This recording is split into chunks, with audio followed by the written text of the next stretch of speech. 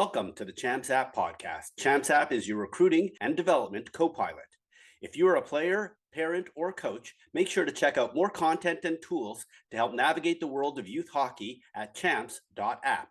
Also, if you've listened to the Champs App podcast in the past and it has helped you with your recruiting or hockey development, please tell your teammates and friends about Champs App. It would be even better if you subscribe to the podcast and review or rate us on whichever platform you're listening to or watching us on. On today's episode, I talk with Courtney Kennedy, the new head coach at Merrimack College and head coach of the U.S. Under-18 women's national team. Courtney is a two-time Olympian, national champion at Minnesota, and spent 17 years at Boston College as one of the top recruiters in women's college hockey.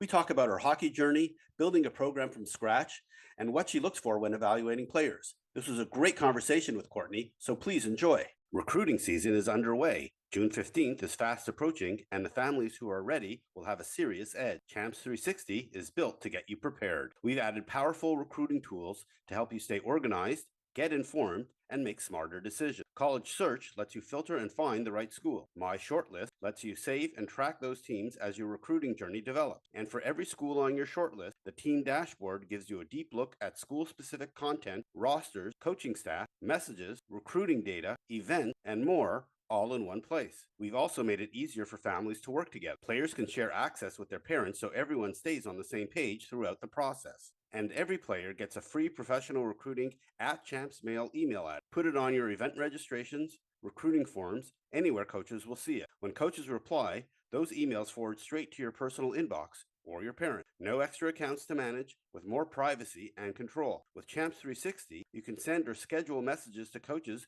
directly through your Champs Mail address and track when your messages get opened and how often, giving you real signal on which schools are paying attention. Don't wait. The recruiting calendar doesn't slow down. Visit champs.app or download the app to get started. I'm excited to welcome to the podcast Courtney Kennedy, the new head coach of the Merrimack College women's hockey program and head coach of the U.S. Under-18 women's national team.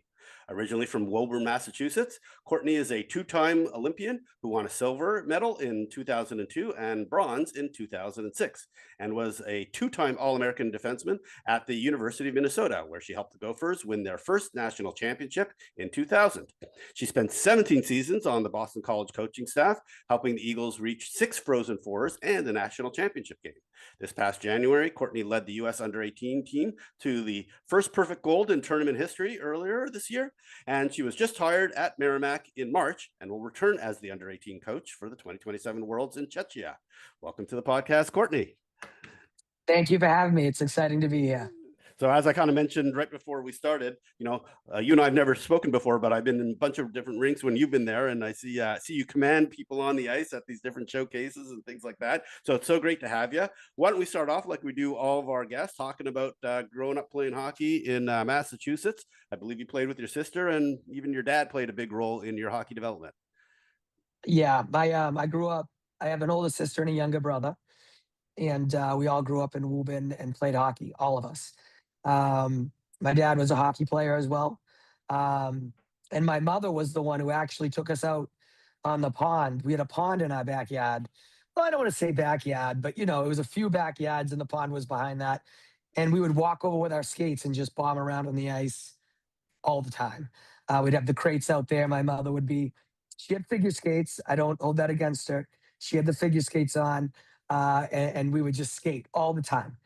Just a lot of skating outside. And I feel like the rinks, the pond froze up pretty consistent back then. It was almost like every day you could guarantee you're going to go out and skate. And so, my sister and I, pretty much we're basically like Irish twins. So we grew up in the same teams. She was the one who almost broke down doors for me. I was a little more shy, believe it or not. And she was the one to get in the locker room, be talkative, and make it an easier space for me to be in. So I feel very fortunate to have both my siblings be hockey players, and we all played in college too, which was kind of fun. So how important was you just focusing on skating or just skating so much in terms of helping your development and becoming a hockey player? Yeah, I mean, we all grew up figure skating. There was in Woburn, there was figure skating was pretty big out there, and there big show at the end of the year that we would all go to, put on your outfits and skate around. So our background, I mean, I tried to wear my hockey skates on the ice. I tried, but the figure skating coaches were not having it. But I do feel we grew up as figure skaters for a few years where you work those edges, but really you're just getting comfortable on the ice. We were playing hockey the whole time. As soon as we could get the stick and the puck, we were just you'd take your old boots and whatever down by the pond and create nets and just play for hours on hours, Gotcha. like So, forever. so did your dad have to talk to your mom saying, "I'm sorry, they're going to play hockey. Like they really want to play hockey"? They were both for it. My mom and dad, I feel very lucky to have parents who didn't care. They just liked us to play sports, no matter what we wanted to do. If it was the piano, I'm sure they would have been over the top, bringing us to all the lessons and making it work for us. They were amazing at that, and also in a time when you're growing up and there's not many females playing the sport. So there's probably five of us in Woburn. Um, and so you're playing on boys teams, and you're dressing in the bathroom in the lobby. And it's funny now when I see like the pros and the PWHL, I think it's amazing seeing the little girls in the stands with like a Keller jersey on, and it just blows my mind because I remember being in the bathroom getting dressed, and I always I guess tip my cap to my mother and father, because it wasn't an easy environment for parents to have daughters playing hockey, because the looks they would get, the eye rolls, and even people would come right up and say, why don't they just do the figure skating? I always, like, at this age, I think how amazing they are, how confident they were, to kind of do their own thing and not worry about everyone on the outside judging, them putting us in hockey. And now I laugh. I'm like, well, look now. Look what happened now. Look what all the opportunities. When I think about any country I've ever visited, it's been through hockey, and I just feel like I've been lucky and grateful for all my opportunities. But, mom and dad, they're the ones who made that a possibility, because there's no way we're playing hockey if they're not bringing us everywhere, especially back then when it was a boys' sport. No, that's awesome. It's awesome. It's great that you could share with the new generation what it was really like back then. Yeah, it I was spoke. different. I spoke to a player who was on like the original Wisconsin women's hockey team, and they didn't even have their own locker room. Like they were in a different building, and they had to drag all their equipment every day across. And now they have their own rink. They have their own plane to Yep. travel to the long games. I mean, it's a different world 20 years later. It is. It is. And it's like those, when I think about, back in the day, and the people who any female who played hockey back in the day, they loved it. There was passion there. There was no other reason. You weren't trying to get a scholarship. You weren't trying to make an Olympic team. You were just playing a sport you loved, because God, it's a great sport. I just love it. And when I think about it, I'm like, those people, like players older than me, when I meet them, I just did a fantasy camp with the PWHL.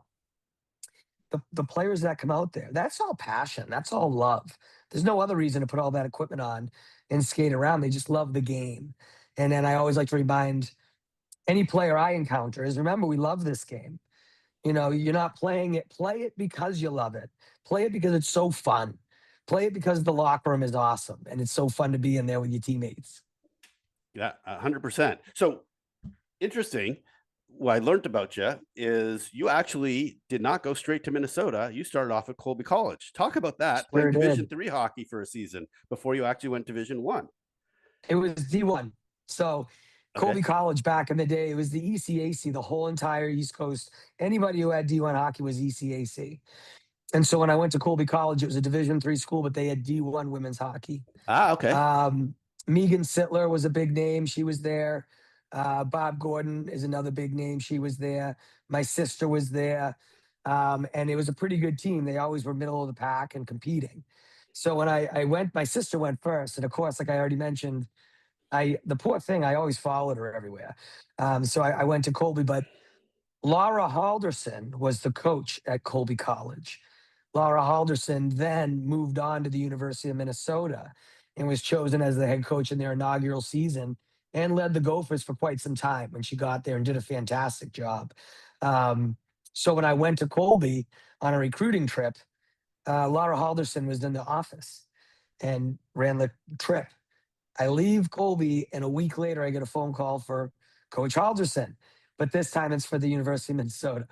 And she said, "This is awkward, but I just took a job in Minnesota, and I'd love for you to come out, and I'd love for you to be a Gopher." Um, and so that was, wild to me. First of all, there wasn't any hockey in the Midwest. Everyone was in the East. What was it going to be like? Who were you playing? I went on the trip, and I was actually with Nadine Muzzerall. Muzzy and I were there. And I remember staying at the Radisson, and there was another girl, Ambria Thomas from Alaska. And the three of us were sitting there, went out for dinner, did the whole thing. There's no team to look at, there's no locker room, there's nothing. And those two committed. They said they're going. And I stuck with Colby because I don't know, I loved it. I loved Colby. There was a great group of people there. Some of them, that most of them are still like people I keep in touch with. If I needed something, I could reach out. So Colby College for 1 year, and then my sister and I ended up transferring out to the University of Minnesota after Colby decided they were going to drop fully to D3 in women's hockey because it was just too hard to support, and women's hockey was really starting to take off and spread. So I ended up going not in the inaugural year, but the following year. So it would have been what, 90, 98? Yeah. Yeah, 98 or 99. Yeah, that's about right. Yeah, Yeah. yeah. So okay. I didn't know that Colby was playing D1 and then therefore, moved Oh, back down to D3. Yeah. And Colby is my buddy Holly Ting works there now. It is a Yeah. fantastic, fantastic college. The campus is amazing, and it was only like 3 hours, north of Boston. So you could drive up, you can hang out, you can be far enough away from your parents, but you can also get home if you need to. So, yeah, White Mule, Colby College, White Mule. Yeah. Episode 31, Holly Ting. If you want to listen to her talk about Colby College, I already had her on Yeah. the podcast. So Yep, she's great. check We were it out. D partners. Holly and I Yeah. were D partners back in the day, and Yeah. my father was our coach. My father's probably coached everybody at this point. He's coached a lot of us. So. And actually, we talked about this on the podcast. Holly has some visual challenges that she's talked about, and so it must have been fun being her D partner because you probably had to adjust to to some of the challenges that she had. It was actually a lot of fun because there were times we would go do a puck retrieval, and she's like, "You can go get that one. I can't see that one." And we'd giggle about it a little bit. And Holly she's really funny, and just awesome. And so we played hockey growing up. What a great person. I would trust anybody to go play for her. She's a good one. Yeah, and they did very well this year. And I believe she even mentioned that they were considering making a movie about her life because of her situation. So we'll see if that ever happens. She's awesome. I mean, that'd be a good movie. I mean, I would like to know who would play her. She's pretty funny. She's a pretty funny kid. Hopefully by now you've heard of Champs IQ, our hockey video analysis service designed to give players and families honest, objective feedback on where a player's game truly is today. I want to take a moment to explain how it works and, more importantly, why it's been so impactful, because honestly, we've been blown away by how consistently positive the feedback has been from parents and players after they receive their reports. Several families have already used Champs IQ multiple times this season. One parent summed it up perfectly. The analysis report itself was impressive, far exceeding my expectations or the perceived value from the website. It provides an honest and detailed assessment of the player, which is incredibly useful for identifying strengths and weaknesses. Champs IQ is built for both boys and girls, skaters, and goalies. Players submit at least 10 minutes of edited game footage, and our expert analysts deliver a data-driven evaluation across more than 15 key attributes. Every report includes an overall rating, a projection of NCAA Division I potential, and most importantly, clear, actionable development priorities so players know exactly what to work on next. We hear this from a lot of parents. I thought I knew where my player was at, but this helped me truly understand where they need to improve. That clarity is what makes Champs IQ different. Now, we know video editing can feel intimidating at first. You can absolutely edit the video yourself, and we have step-by-step guides on Champs app to help.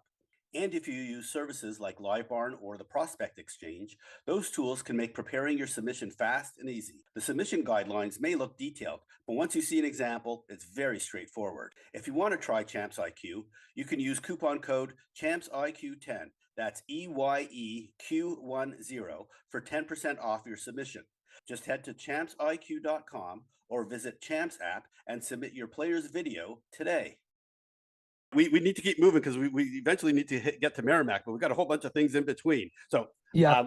I got to ask one question about the Olympics. What was it like playing the Olympics twice? Obviously, the first one was a little bit better than the second one. But what was it like playing for the Olympic team? And obviously, you carried that forward, including helping coach the team in 2022. Yeah. As you get older, I honestly think your perspective changes more and more in terms of as a player. In '02, we were on home soil in Salt Lake City. So what a cool thing. When you go into opening ceremonies and it just erupted, the place erupted. All our games are just packed and you can just see red, white, and blue and just USA fans everywhere. And I've never played or been in front of that many people, in my life. So um, it was awesome. I'm glad we had a good mental skills coach because you can get there's a lot of people. You got to, focus on the puck, keep your head down, just play the game. Um, but it was an amazing experience. And again, something my whole family was able to attend. And I ended up finding my mom and dad actually at opening ceremonies. They were using their flashlights and they did a strange pattern just so I could tell it was them. They were in the nosebleed, so I was able to identify the top row pretty easy. And then just Echo find the Stadium weird was pretty big. Yeah. yeah, I was like, where are the weird flashlights? They're doing it the wrong way. That's them. That's them. And it was a cool moment because I almost feel like we share that moment. It was in a weird way almost theirs just as much as mine, just because of all the work we put in and how much they love you. And they're there for you when you're cut.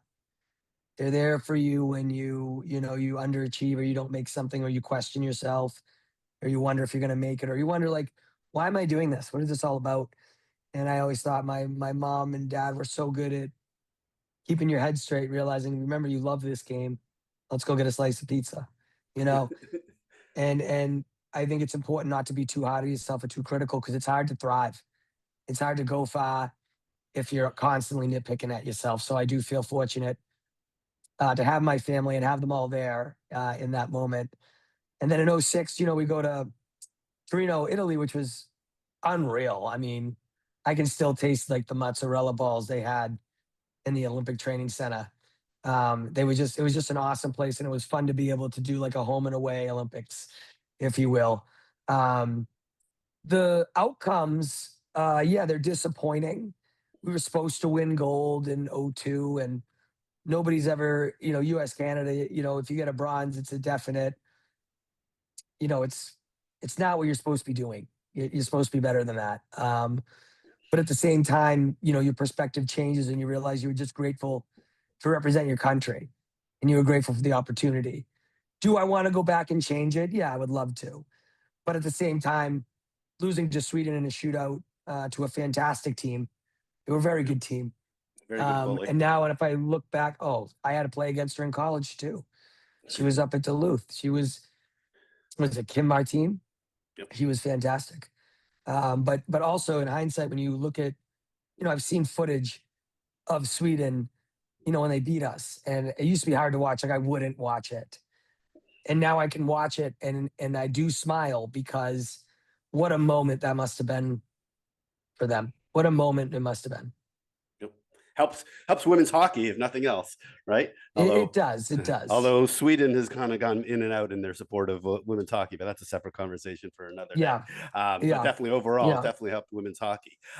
So Katie King Crowley, because we got to keep moving. On episode 26, talked all details about Boston College and all the great things about that. You were there for 17 years. And one thing that she reinforced, and everybody's ever reinforced to me, is you were really the recruiting person at Boston College. So talk about what it was like recruiting for all those years, and especially recruiting players like Kayla Barnes and Hannah Bilka, and how you convinced them to come to Boston College. And Alex Carpenter and Haley Skarupa. Oh yeah, you can go on for 30. Dana of them, Trevino, Taylor was Silk. Yeah. First of all, I was so fortunate that Kinger hired me at BC. I was over at BB9, a little prep school down the road. Um, it was awesome. I mean, what a time it was. I'm just raw. I'm just going to go out and I'm going to tell you the truth.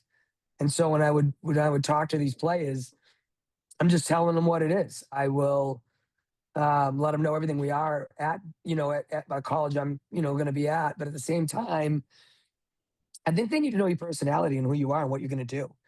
I'm going to drive and push you on the ice. I'm going to call you out if you're not doing something right. It's not over the top. It's never mean. It's never personal. But letting them know you're going to be developed. You're going to be developed here. We're going to push here. We also want to hang a banner.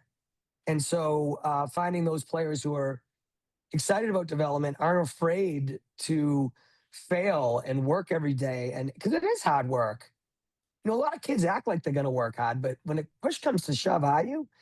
And so really being able to identify the players who will work hard in the recruiting process, which anyone can tell you whatever they want. So you got to really read between the lines.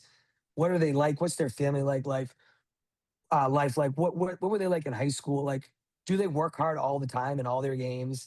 And I just think that's a big piece of it, because a lot of the players we had talent, of course.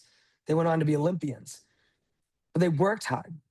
They worked very, very hard, all of them. And so I feel like felt anytime one of them would commit, you would just, I can't do a cartwheel, but I'll tell you, if I could, I'd be cartwheeling all the way down the hallway, because it would just make your day. And you work hard to get them, and you work hard to.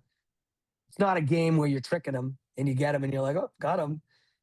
Now the work really happens. Now you got 4 years to develop these kids, be there for them, and it's a lot of work between video, individual, on ice sessions, and then in practice, not just letting them go through the motions.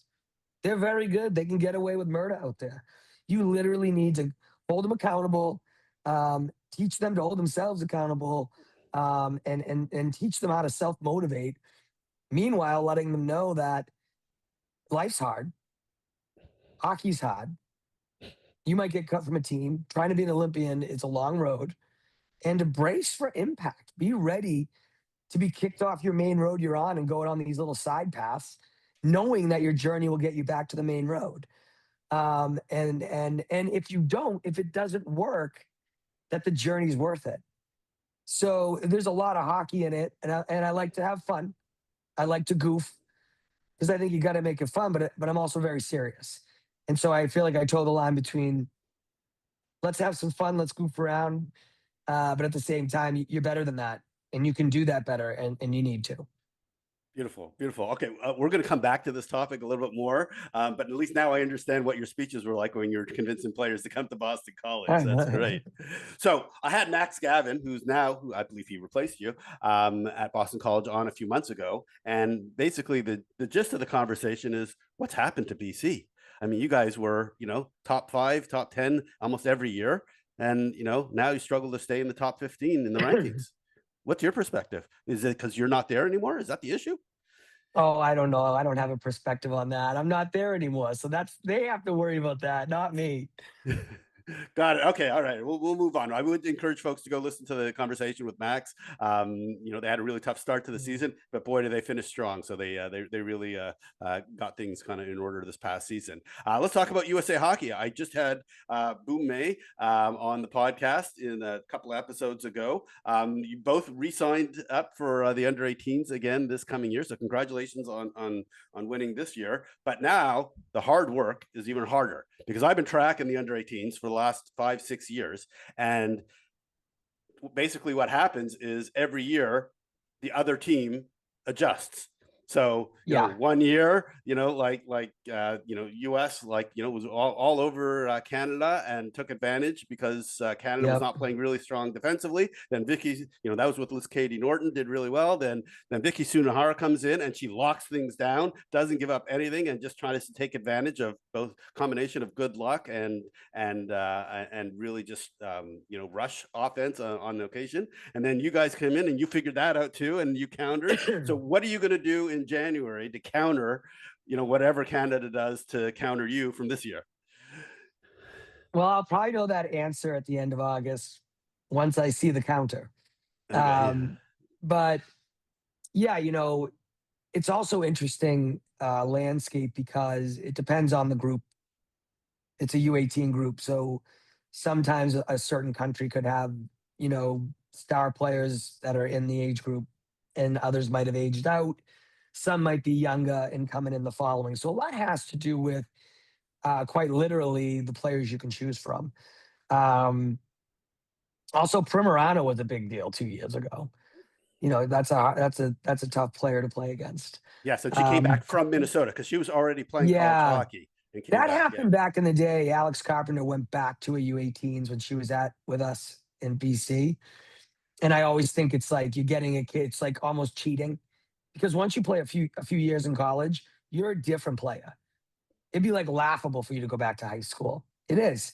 It's just like when you graduate college, you go back to college, you're like, huh, this is easier than I thought. It's you know what I mean? Like when you're in the moment. And so when I look at like Primerano that year, I was like, okay, this is gonna be a tough group. Big things goalie. I mean, that's in hockey in general. Like you look at any playoffs, goalies, goalies are important. You If you don't have a good one, I just don't know how you're gonna win. I mean, that's the end of it, right? So you definitely want that position. And I feel like we've had some pretty strong goalies from the US side at the U18 level this year. We could have went either way. We could have went three different ways. So I think that's a great problem to have. Um, and I don't know the counter yet, but we will counter. I mean, that's this whole game. It's chess. So um, whatever it is, we're going to put our best foot forward, and we're going to work our tails off to try to bring home another gold to the United States. So you coach the USA Hockey in January, and then in March there's a coaching change at Merrimack. So maybe just talk about how you got the job at Merrimack, and did you consider the job at Minnesota? Because when Brad Frost was not coming back, yours was one of the names.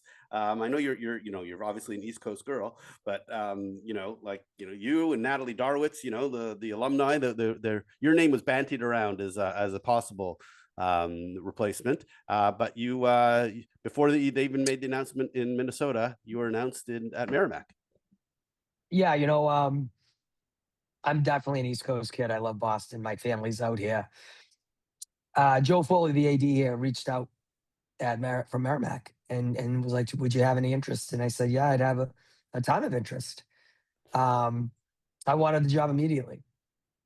There was no game to be played. I just wanted the job. I wanted to come to Merrimack. I know what they can do. I've seen the rink. The men were just, crushing it. And so I just felt like what a lucky opportunity for me. And Erin's fantastic. I've looked up to her, my whole life as a younger player. I mean, she was the goalie everyone knew that was for USA Hockey, and she would have been an Olympian if the Olympics started. I mean, Yeah. that's just the truth. Or if they had three But goalies, because they only carried two goalies at the time. If they that's had the a that's three a goalies. very good point. It's a very good point. That might sting her. I didn't even think about that. Oh, we talked about it. Erin and I talked about that on the podcast a couple of times. Erin, yeah, she's done. That kid can play, and she played a lot of different areas. If you really look her up, you'll be like, whoa, you Yeah. played in all these guys' teams. Like, yeah. So And she's when fierce. Joe, She's a competitor. oh, Yeah. she's awesome, and it is Yeah. what it is. I just hope to pick it up where she left it and continue moving on. But when Joe reached out, just knowing Hockey East and the landscape, I think it's a fantastic conference. I love the league. I believe in it for all players because it's easy commute. You're pretty much home in your bed all the time, and I just love the league. I grew up watching it, so I was like, yeah, absolutely. What do I got to do? And then went through the interview process and all that, and had to win the job. But I told them right away, I want it. I want this job. Um, and no, Minnesota, I love the Gophers. They've been nothing but good to me. Brad Frost in particular, and Joel Johnson and Laura Halderson. Those three in particular were fantastic to me, and they're good people. Um, as they move forward, yeah, they reached out, and I had a great conversation, and not just about me, but in general about the program and the direction. And I just, I know Boom. I know him very well. When you coach with somebody on the road for a U18 championship, you really get to know each other. Yeah. And he's a good guy. And so I definitely, backed him and said I think that would be a fantastic hire for the Gophers. Being an alum, I'd be proud to have him run the bench. Yeah. Beautiful. So your endorsement actually probably had a lot of sway as well, given that Well, you work so Boom, closely with him. it might help, but I think Boom, yeah, he's more than capable of getting that on his own. But he's also he's a guy who can win, and I also think he's a passionate guy. So I felt like it would be in good hands, and I also thought he would make good hires to make sure the program, is going in the right direction. They want to be in the Frozen Four. Well, look out, Boom. We do too. So that's what we're gonna be. We'll be coming for you. Let's get on the schedule. Let's get on the schedule. Oh man, that's gonna be a social media clip. So you mentioned this, so we'll touch on it right now. He said, Boom's going to have a great staff. So right now, your coaching staff on your website is 404. So if you go to the website, you just see the number 404, load error. So where are you at with filling out your staff? We're keeping everybody in suspense. We want to keep the whole world. No, we're getting it done, and we're getting the people in, and you got to get them through the background checks and all that. And we would never want to put anything out there until it's official. But I have some great people and people I trust. Trust is everything to me, and you don't need to worry. We'll be putting together a dynamite staff that will put the kids first and work their tails off. It's all about hard work, whether it's the staff or the players. What they see is what we do. So we got to show up every day and work hard. And so we'll be doing that and putting together quite a group and working hard all the time to climb in Hockey East, climb nationally. But in the end, also have a lot of fun, knowing that you can have 4 great years here. We can enjoy it. Or five, but we'll get to that in a second. So Well let me done, ask you well done. quick question for you. Uh, Yeah, is your plan to have 3 assistants, whatever title they have, but 3 folks helping you? Is that the current plan? yeah. We'll see how it pans out. But you got to wait in suspense too. You Oh, can't you get don't want the to break inside. news on the Champs App podcast? Okay, we'll keep I moving. mean, I would love to, but we just want to make sure everything's in place before we do anything like that. Okay, so where do you think the program stands today? Obviously, there was a large number of players in the transfer portal last year. This year, you still had quite a few. You've pulled one in so far. What do you think needs to be rebuilt? Where do you start? What's going on? Yeah, I mean, we want to get to know what we have here. I mean, all these players have committed to be here, and so we're just learning who they are. I was on the ice with them a lot this past fall. Excuse me, spring, and just kind of getting a sense of who they are, how they tick, and then add from there. We're going to learn a lot this summer in terms of players and what we're looking for. But again, cohesion's everything. I think as long as we play as a group of 6 all the time, I think that we'll be a tough team to beat. Gotcha. Well, if you need players, I believe a whole bunch of St. Anselm players just went into the portal, so you might have some that are right I nearby for know, you. It's unfortunate what's going on isn't there, it? but Yeah. that's Well, a it's conversation for St. another day. Yeah, it is. It is. It is. All right, Because St. so A's is a great school. St. A's is a great school. I have there's my so many cousins. great My things about cousins. it. So Yeah, they might find it. Then maybe it's better for them to go there. You know what I mean, and crush it at a D3 level. But anyways, yeah, it's too bad. gotcha. All right, so over the years, Aaron and I have talked really a lot about culture and leadership and the role of the coach versus the players. You talked. Yeah, We're going to get back to how important it is to work hard. Now having been around college hockey for a little bit, I really hear stories from different programs on how some players, if they're not in a winning program, more focused on the student than the student athlete piece of it, and then there's other programs where you are there to give 100% every day.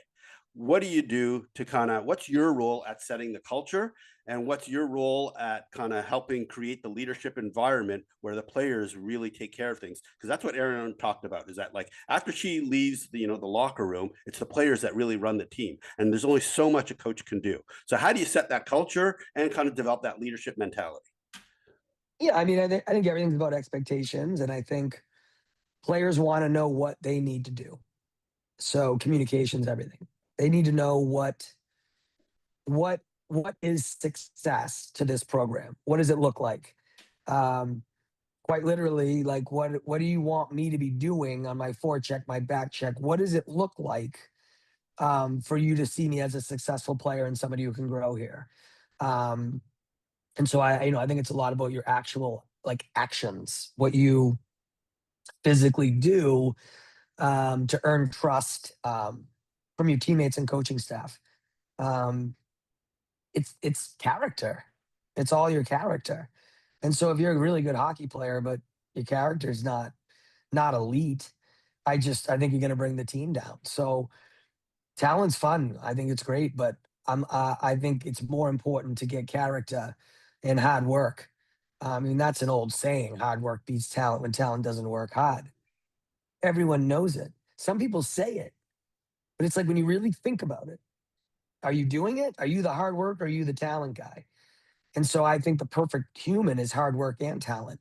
It's just you don't see it often because you see talent kids kind of skid off because they can get away with it because they can stick handle better than others or they can skate better than others. But as you get older and other kids are grinding and working hard, maybe you don't stand out as much. Maybe your skating doesn't set you apart as much.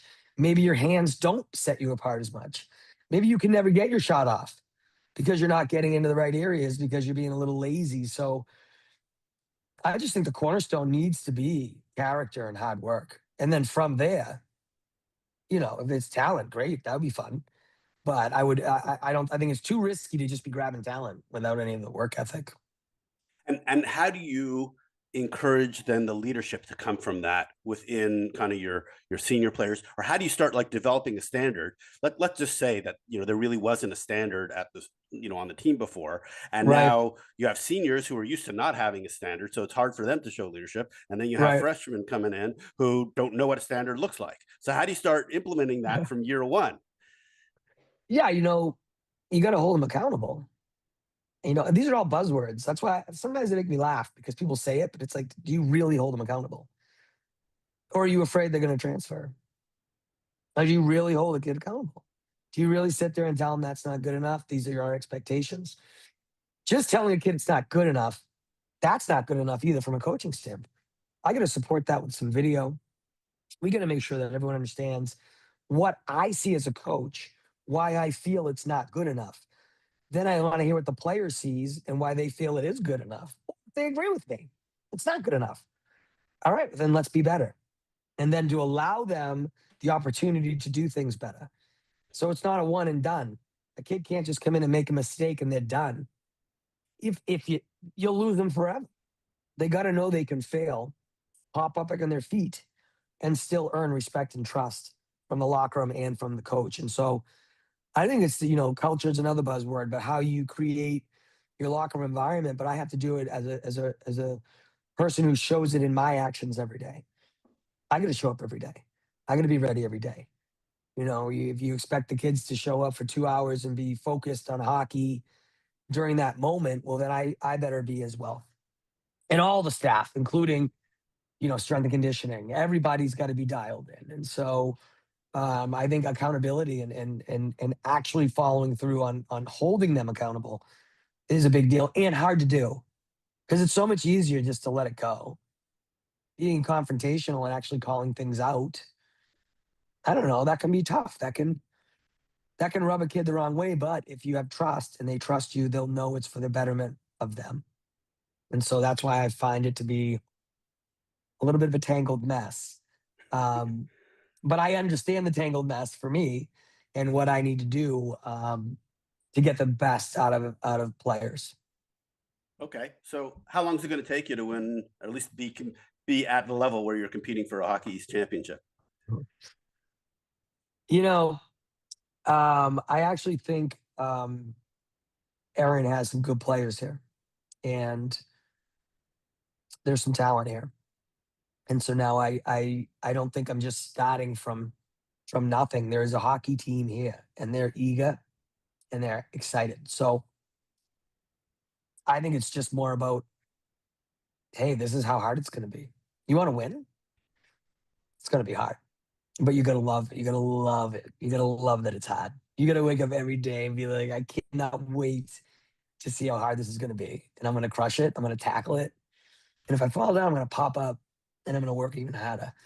Because even if whatever happens, you're going to at least grow as a human. Because there's more to life than hockey. There's so many more years to life after hockey, after you hang them up. And so I just always like to reiterate to the kids that it's not just about growing as a hockey player, but you're growing as a human. You're growing and you're going to be better at, running a family or being better in your own family or whatever it might be. But all those characteristics of being a good human are equal to being a good hockey player, being a good teammate. Um, and they all connect. So what's your pitch going to be on June 15th to these new recruits that are becoming available that you know very well from the under 18s team and all of the USA Hockey National Camps Yeah. and competing against them when you played against Hockey Canada? What's your pitch to have them consider Merrimack instead of Boston College, Northeastern, UConn, like these other hockey Development. Development. You get better here.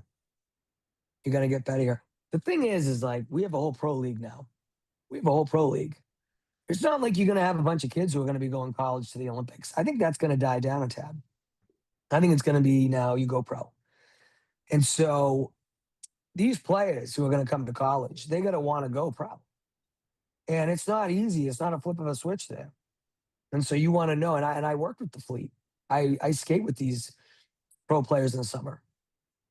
I'm out there with them. I know the differences between the great ones and the good ones, and so just being able to take that onto the ice, doing those skill drills with them, doing drills with them to show them this is going to work for us. This is going to work for us, but it's also going to greatly contribute to your next stage. And so you want to develop, you want to play pro, you want a shot at it, well, come here. So we didn't talk about this, and I apologize for not mentioning it earlier. You've been a skills coach of the PWHL for the Boston Fleet. I know you work with the players during the season, during the off season, all that kind of stuff. What's the biggest difference between pro hockey and college hockey now? I'm really thinking of the right answer because there's a few pieces to it. Obviously, a pro doesn't overthink their moment or their play. So if we were doing a drill, they don't overthink. Am I doing it right? Am I not? They'll just do. They'll go and they'll do. Sometimes college players ask a lot of questions, and I'm always like, you've asked enough. We're ready to go. You got to go. You just got to dive in and do it. There's more physicality from the pro, but I don't literally mean checking. I just mean their ability to protect a puck on the wall and take a bump while keeping their eyes up, ready to make a play. So cool. You can stick handle. Can you stick handle while getting hit, while looking for F2 or your D or whatever you got to do to make the next play? Because the entire game is about scoring goals. So if you're not making plays, what are you doing? Who cares if you can skate through everybody and then you dump it into the corner, or you skate through everybody and you give it to the other team? Like, who cares? If you don't make a play, I find it useless. And so when I see the pros, everything's about connecting and making the next play. And so that is a noticeable difference. It's not just about doing a toe drag in the corner. It's like, I'm going to take a hit, protect it. I don't need to do a toe drag. You don't even need to do the move. And I can still make my pass play because I absorbed the check. You got to be strong. You got to be low. You got to be able to be low. And also these pros have way more time to put into it. Everything is just hockey for them in development and working out and training. So the college kids shouldn't be there yet. They're still cooking in the oven. And so we want to be part of cooking them in this oven so that they're ready to go, because that draft's a real thing. And if you want to play and continue to develop, you want to find a home after you're done with your college experience. Yeah, 100%. And at least now with more teams coming out, Detroit just announced, and hopefully another team following soon after. Yeah. A lot more opportunities for all these players. So, oh yeah, it's so great to see. Yeah. Cool. All right. So we need to keep moving and kind of just get into the recruiting side of things. You just came back from the Florida Coaches Conference where, Yeah. everybody gets, gets to mingle, and obviously a lot of conversation around 5 years of eligibility from in 5 years. Maybe just talk about what you know about that, what you think the implications are going to be, and what do parents and players need to know who are just kind of now going to obviously be impacted by it. It's wild. Um, I think I mean, from what I understand, I mean, I'll be honest, I'm learning as well, but you turn 19 or you finish you graduate high school and that triggers your 5-year clock and you use that how you see fit.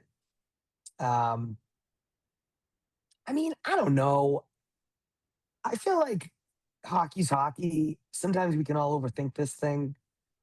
Like, you can also get really distracted by what everybody else is doing. Like, I feel bad for parents in the sense that they have to constantly like worry about everyone else is doing. Like other parents are saying what their kids are doing, and that could be who knows what's true and what's not true. Social media, everything else. I think it's just very stressful on parents to. They're probably wondering if they're doing it the right way for their kid. And I don't think there is a right way. I think everyone's different, and so I don't know. I just hope the players are on their own deciding what's best for them and what they need, and almost not to panic or worry about it. That's easier said than done. I mean, it's not easy. It's not easy. That's why I just play the game because you love the game and follow the opportunities that present themselves to you and go with your gut. I'm a big gut guy. Go with your gut. And, even if you think something might have been wrong, you don't know. You're not done yet. You're not done on the journey. You just keep going. But I don't think it's an easy thing to navigate. I think, the transfer portal. I mean, are people going to take seniors in high school, or are they going to take a transfer who's already played 3 years in college? It's a lot to navigate, and I find it, stressful, and not for me, but for parents, it must be. It's got to be. Yeah. You know. Well, speaking of stress, you know, a lot of players now, I'm sure you've gotten like dozens and dozens of emails already of folks now having an interest in Merrimack, although it may or may not have been, top on their list previously. Maybe now it starts moving up with you as the head coach, and given your reputation of both Boston College and USA Hockey and all that kind of stuff. What is it that the players can do now to stand out to you, especially if they're like, their June 15th is approaching this year? I think any player who works hard, and I've said probably work hard 50,000 times on this podcast with you today, Ray, but like, it's just what it is. And you either do or you don't. So if you're watching a full game of a player and you see 3 games of one player, you know who they are as a player. That's how I feel. But you got to watch them. You can't be convincing in the stands. You can't be chatting. You got to be watching them. Watch them play. Watch them change. Watch their body language on the bench. Watch their body language to a crap call. How are they responding? Any kind of response that isn't just driven of like, let's go, let's on to the next, flip the page, let's go. To me, you get distracted easily. And I note it. I do note it. I think a lot of coaches note it. Body language is a big deal. But I think if you really work hard and you really care, for your teammates, like you're the kid who's blocking a shot. When you're up by 4 goals and you're blocking a shot. I'm like, all right, that kid loves this game. And you don't block that shot for yourself. You're blocking that shot for other reasons, like your goalie, your teammates, there's a buy-in there. So I think it's so obvious when you're watching hockey games and you're watching these kids, play the game they love. I think it's very obvious who works hard, because I think it's hard to fake it. You can fake it for a shift. You can fake it for a game if a coach was going to be there, but I don't think you can fake it for 3. That's the challenge. I would love to see it. You can't fake it for 3.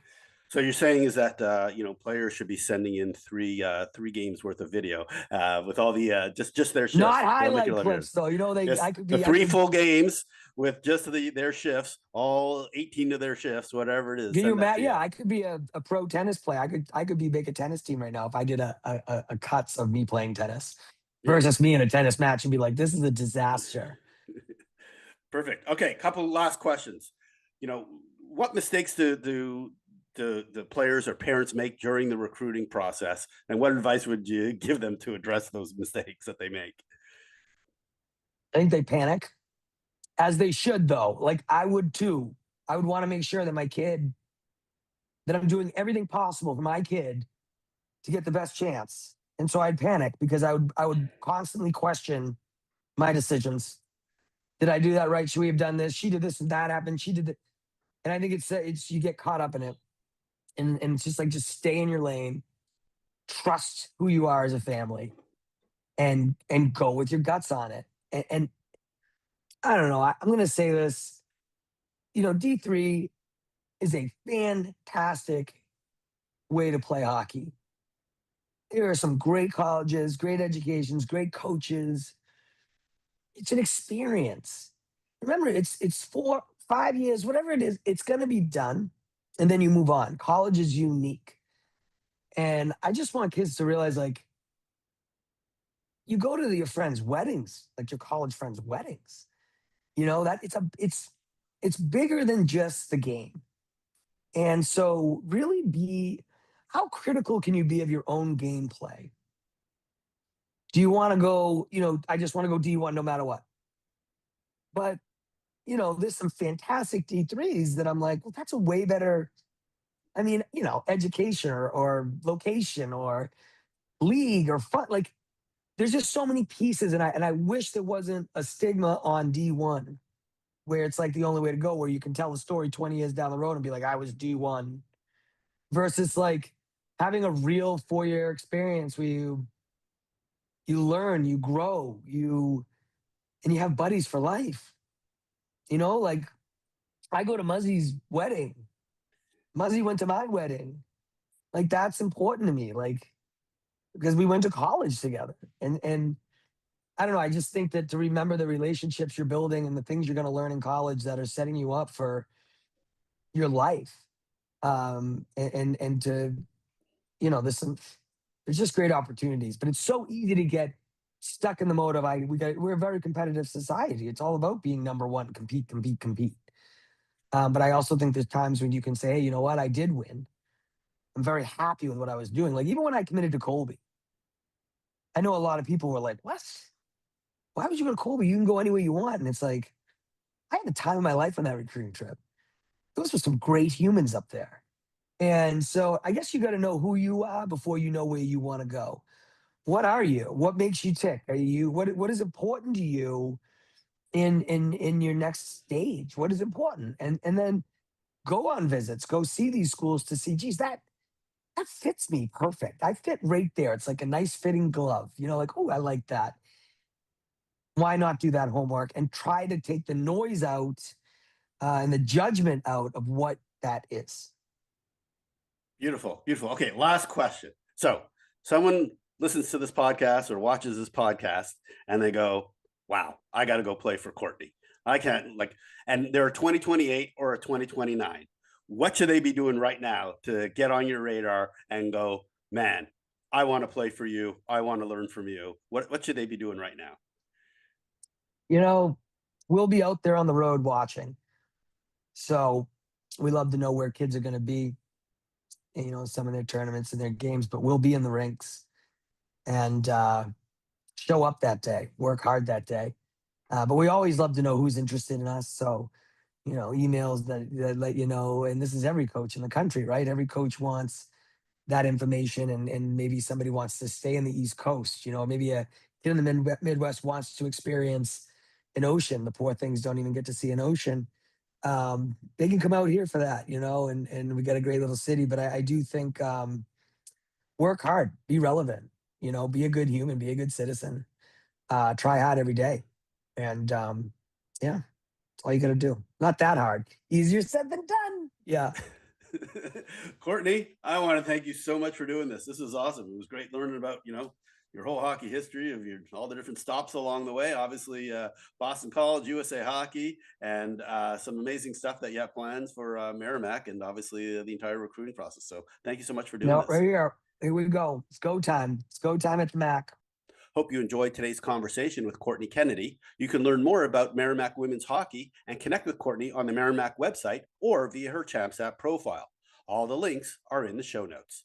Thanks for listening, and as always, you can download Champs app for free in the App Store or Google Play.